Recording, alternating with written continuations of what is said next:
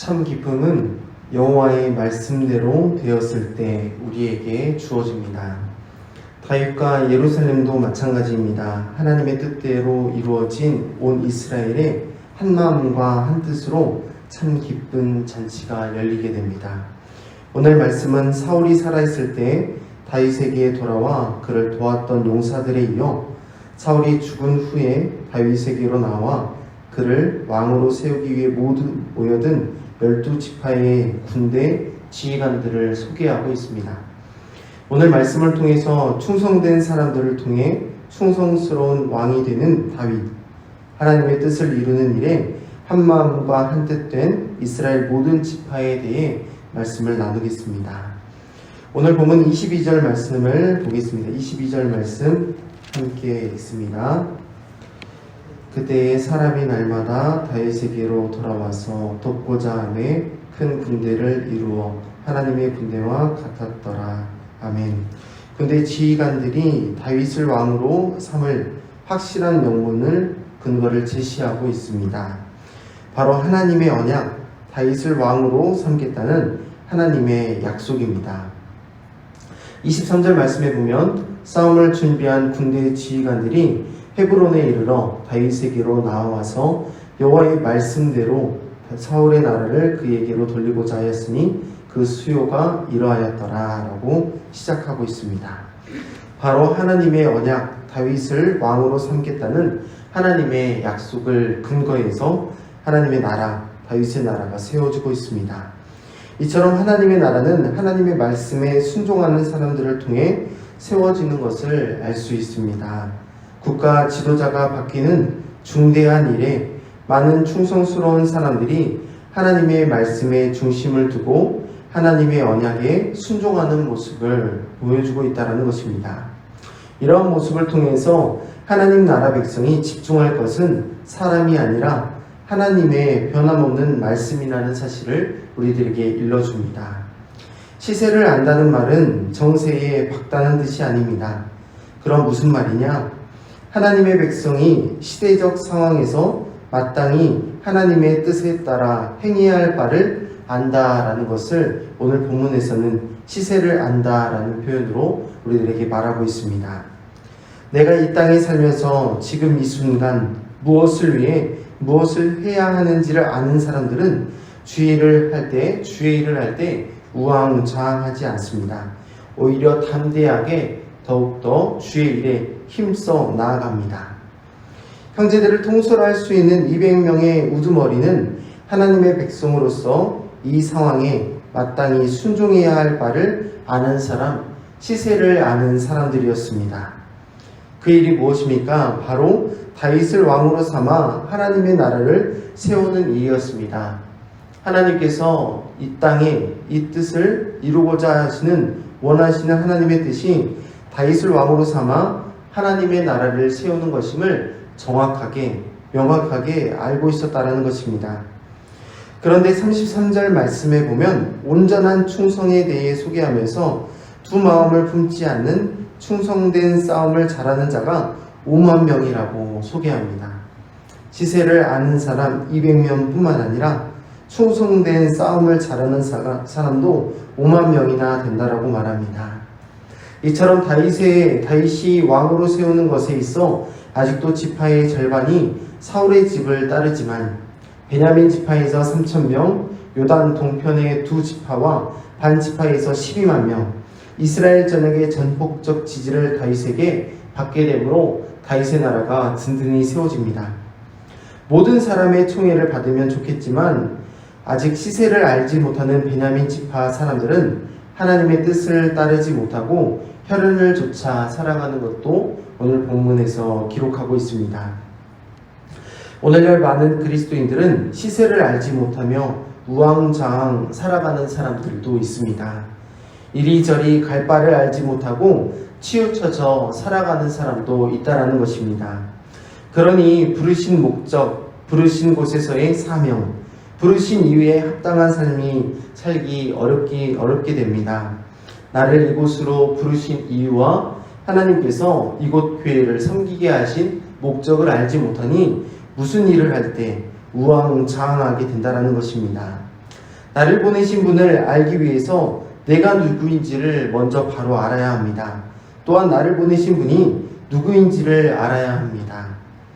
자기 자신도 모르고 자기 자신을 만드신 하나님도 잘 모른다면 주의 일에 힘쓸 수 없을 뿐만 아니라 하나님의 뜻을 이루기 위해서 힘써 발걸음을 내디딜 수도 없기 때문입니다.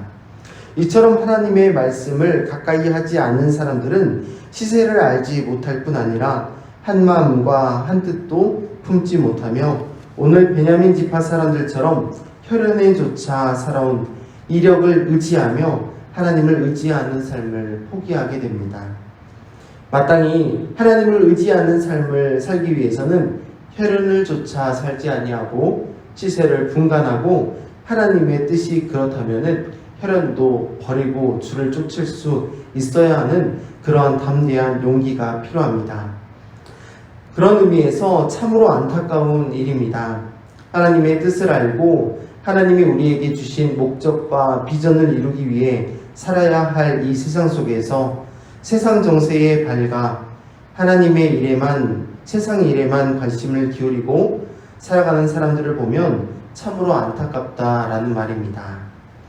그러나 38절부터 40절 말씀에 나오는 말씀을 보면 하나님의 말씀을 따라 사는 사람들에게는 반드시 하나님께서 주신 큰 축복이 있음을 기록하고 있습니다. 오늘 본문 38절부터 40절 말씀, 저 한 절, 여러분들 한 절 읽겠습니다. 이 모든 군사가 전열을 갖추고 다 성심으로 헤브론에 이르러 다윗을 온 이스라엘 왕으로 삼고자 하고 또 이스라엘의 남은 자도 다 한 마음으로 다윗을 왕으로 삼고자 하여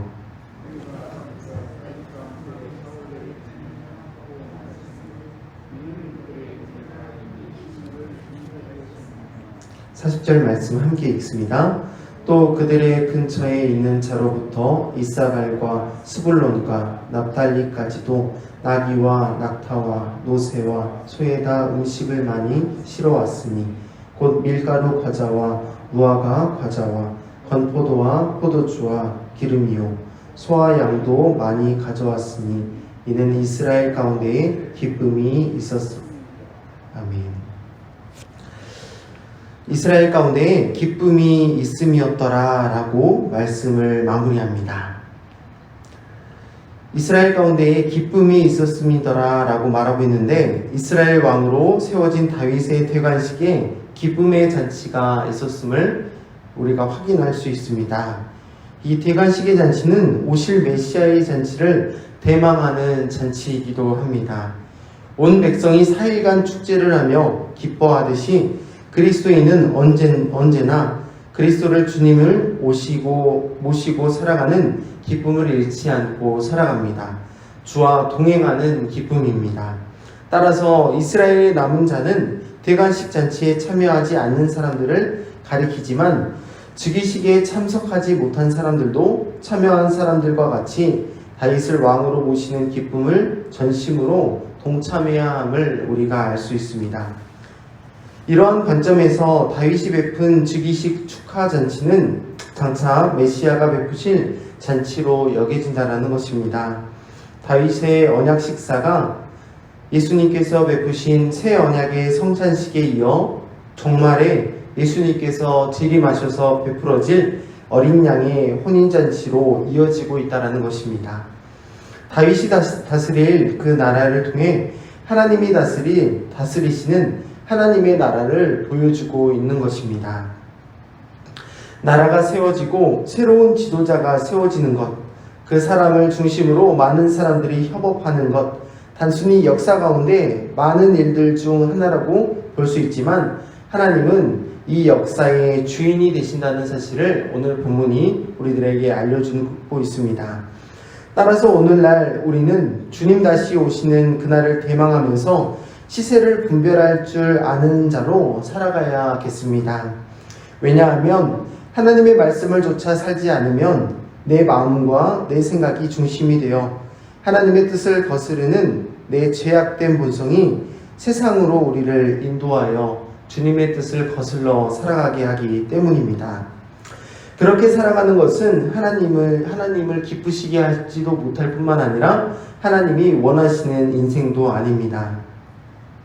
영원히 함께 기뻐할 잔치 자리에 우리가 하나님이 베푸신 기쁜 축제에 어린 양의 혼인잔치에 함께 기뻐하기를 그 누구보다도 하나님께서 원하시기 때문입니다.